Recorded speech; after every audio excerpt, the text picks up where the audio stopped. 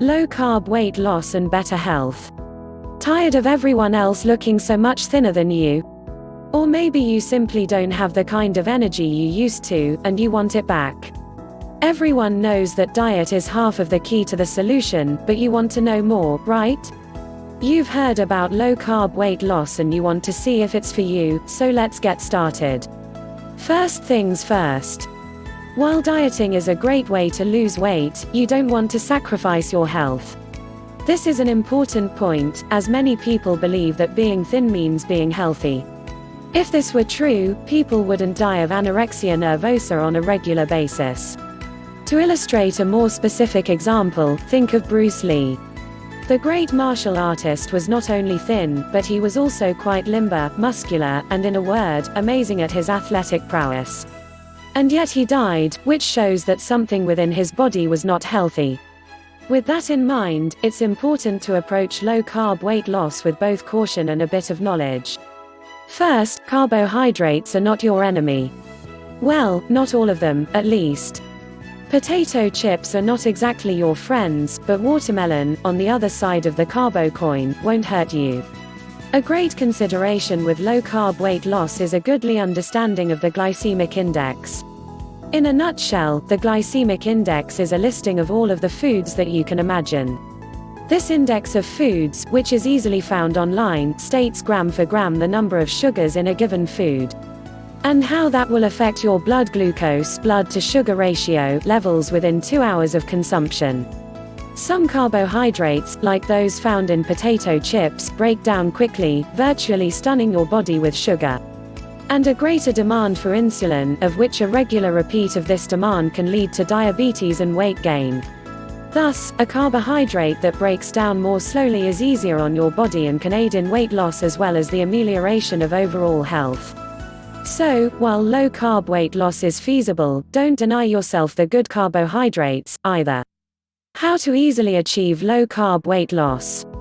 Without even going into the scientific principles that will explain carbohydrates, low-carb weight loss can be achieved just simply by reducing the amount of most of the things that we eat.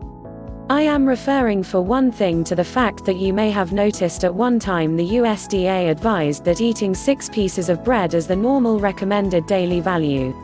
This is an absolutely ridiculous amount of bread for most people to eat.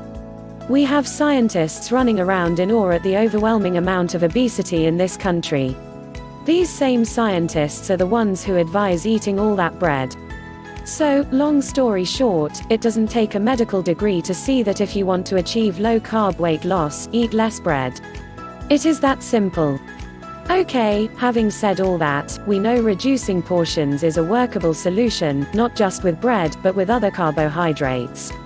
Low-carb weight loss will also be promoted simply by avoiding refined and processed foods. Reducing or even eliminating as much sugar as possible is another major clue. Mind you, to just not pick up that candy bar is very simple. It's convincing yourself not to pick it up that is the difficulty with most sugar freaks. It's a little too convenient for the meal on the run. The majority I have inhaled, I have done so without even standing still. Here again, we can use the simple principle of moderation in reducing portions to have our candy and eat it too. Don't deprive yourself every time you have a craving. Instead, eat a small piece of candy, but remember to buy them that way. If you buy a bag, what is to stop you from eating several small pieces? More scientific facts are in order here. Several small pieces of candy are equal in diet damage to a whole candy bar. And riskier since the whole bag may be equal to far more than a couple of candy bars. Same thing for cookies. Don't buy a bag of cookies if you are interested in achieving weight loss or maintaining a healthy weight. Buy a little package of cookies, but since they usually have 6, even throwing half away may be necessary. Don't want to waste? Leave it on a skinny person's desk or on the table in the coffee room at your office. Can you stand another one? Even cake can be purchased by the slice and you can eat just half the slice. Accidentally on purpose, you can knock the rest on the floor. One bite is all you need to experience the wonder. Like the frosting and not the cake or vice versa. Throw the other half out. Baked goods and sweets, as we know all too well, are the biggest offenders. The reason is that they have several factors that make them the antithesis of the low-carb weight loss diet plan. They not only contain sugar in huge amounts, but they also contain processed and refined flour, and sometimes saturated fatty cream.